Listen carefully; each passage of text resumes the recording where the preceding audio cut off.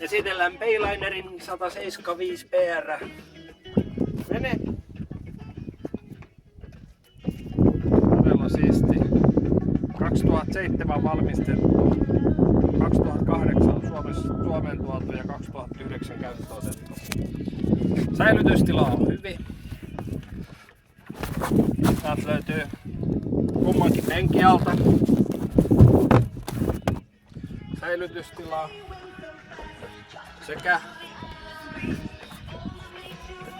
täältä mahtuu 5-6 kaljakoppaa.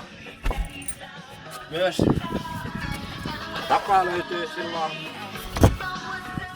penkit menee, penkkien alta myös löytyy tilaa. Penkit menee täysin makuasentoon. Ja myös aurinkotuolit. Siitä. Kummankin pään saa ylös.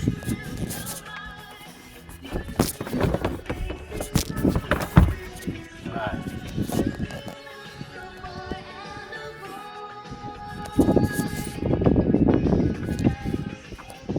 Mittareja löytyy volttimittari, lämpötilamittari, nopeusmittari, rimmimittari, kierrosluku, öljynpaine ja bensamittari. Äänimerkki lisälaitteille, pilssipumppu, valot ja konehuoneen tuuletus. Ulosotto Jupsille ja tupakan sytkärille. Radio. Auksi saa omat musiikit.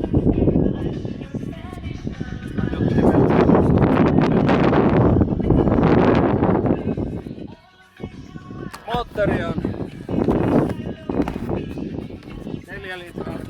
3 litrainen supercruiseri, nyttyinen, vahva bensamoottori, 3. tiukimmilla päästömääräyksillä, 4-portaisella asteikolla.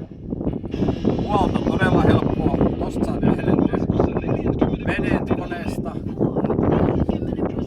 Siinä on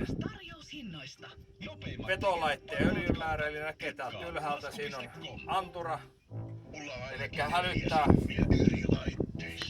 öljyn vähyydestä, koneen lämpötiloista, öljyn paineesta jne.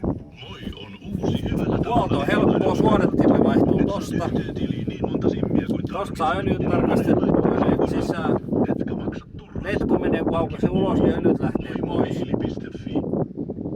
Perävetolaitteella huolto on todella helppo, yhtä helppo kuin perämoottorissa.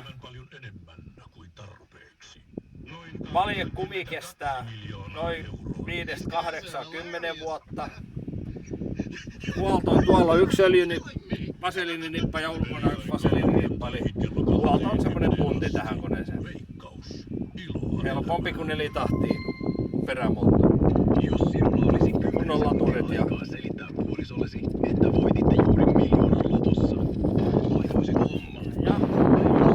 ihan uusi 4 vuoden takua. Pilssipumppu, sähköinen, käsikäyttöinen pilssipumppu. Osallistumaan kisaan, jossa käsitellään elämän isoja käänteitä.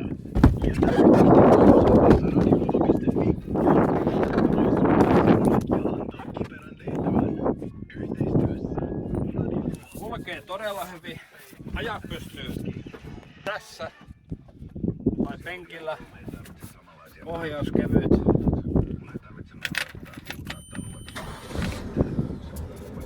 Bensaa menee noin 50 litraa 100 kilometrillä yksi päällä. Matkavauhtia semmonen 2800 kierrosta. Noin 25 solmua. 40-45. Huiput noin 40 solmua, reilu 70. Vetää suksii todella hienosti. Pintaan nousee trimmaamatta niin kuin heittämällä.